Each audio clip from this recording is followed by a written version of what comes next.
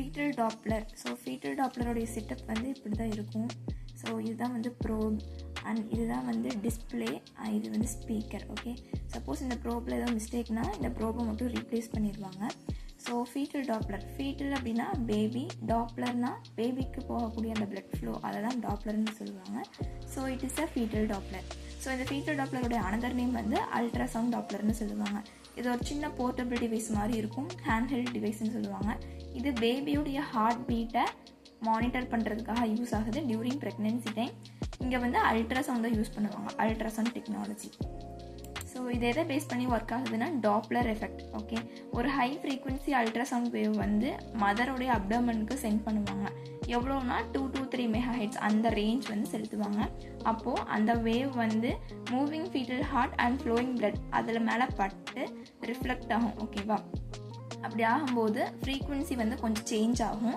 So அந்த சேஞ்சஸை Doppler circuitry வந்து detect பண்ணும். அந்த ஃப்ரீக்வன்சி ஷிஃப்ட் எந்த அளவுக்கு சேஞ்ச் ஆகிருக்கு அப்படிங்கிறத டாப்ளர் சர்க்யூட்ரி மூலிமா டிடெக்ட் பண்ணுவாங்க.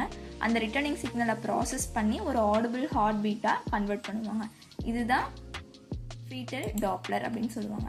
ஸோ இதுதான் ப்ரோப். ஓகேவா, அந்த ப்ரோப் பற்றி பார்க்கலாம். ஸோ அந்த ப்ரோப்குள்ளே வந்து ஒரு சின்ன பீசோ எலக்ட்ரிக் டிரான்ஸ்டியூசர் மாதிரி இருக்கும். அது வந்து போத் டிரான்ஸ்மிட்டர் அண்ட் ரிசீவராக ஆக்ட் ஆகும்.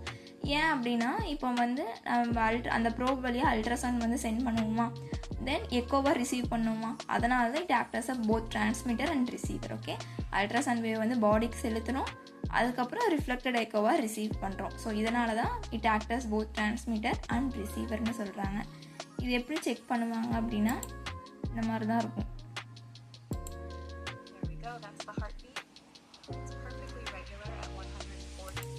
ஸோ இந்த ஃபீட்டல் டாப்ளரோட இன்சைட் வியூ வந்து பார்த்தோம்னா இப்படி தான் இருக்கும். இது ப்ரோபு அண்ட் தென் இது வந்து உள்ள இப்படி தான் இருக்கும். Micro controller, processor, speaker, amplifier circuit, இந்த மாதிரி எல்லாமே இதுக்குள்ளே தான் இருக்கும். இது just display, power button, speaker, இந்த மாதிரி தான் இருக்கும். Okay, so then you biomedical student அப்படின்னா என்னென்னலாம் செக் பண்ணணும், ஒரு ரிப்பேராக இருக்குது, ஒரு ஃபால்ட்டாக கொடுக்குறாங்க அப்படின்னா முதல்ல என்ன ஃபால்ட் அப்படிங்கிறத செக் பண்ணணும். சப்போஸ் ப்ரோபில் இருந்துச்சுன்னா அதை வேறு ரீப்ளேஸ் பண்ணிக்கலாம்.